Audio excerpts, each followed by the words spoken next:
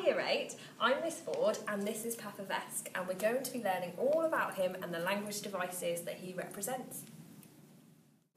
So, P stands for perspective or voice. This is the person who is speaking in the story or the narrative.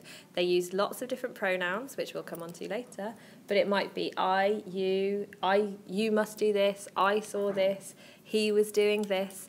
But sometimes, like in the Red Badge of Courage, it's written in the third person. He was a soldier, for example, but it's still told from the perspective of the main character, Henry, because we get an insight into his thoughts and his feelings.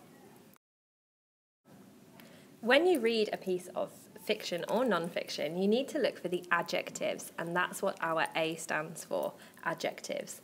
These are words which describe a noun or an object in the text. So we've got some really good examples for you: haggard, enthusiastic, red, interesting, emerald, and gigantic. Look out for interesting adjectives and what meaning they add. The next P in Papavesqe stands for pronouns.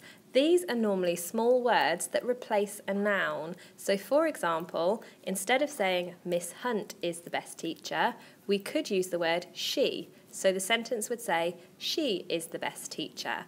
It's important when you're reading a text to look for the different pronouns that are used and think about the effect. Is one more formal or less formal?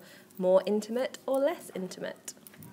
The next word in our list is adverbs. These describe a verb or an action that is being done.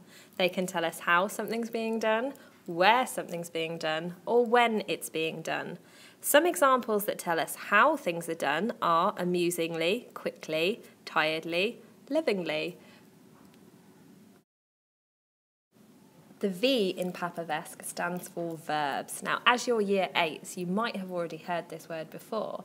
Verbs are doing words or actions. And again, some good examples are saunter, shout, run.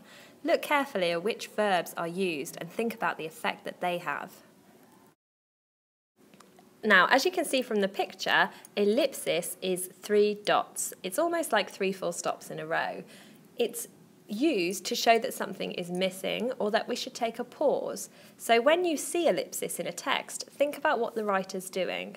Are they trying to create tension, or is some information missing?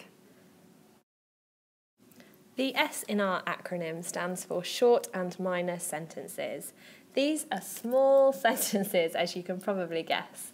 They don't always have a verb in the sentence, so things like it happened, stop, or even fat, stupid, ugly. They're used for emphasis and tension. Q stands for question marks, and hopefully most of you know what these are already. So a question mark lets the reader know how the phrase is to be said. If it's a question, you need to change the intonation of your voice. For example, who is she? Look at questions. They might be rhetorical in your text, and this means that the writer doesn't expect an answer. And finally, the E stands for exclamation marks. These little pieces of punctuation are used to emphasise a statement and make it stand out. For example, ouch! And finally, this must end. Well, that's really interesting. I'm sure Year 8 will be able to find all these things in their work now. You're welcome, Bye, Year 8!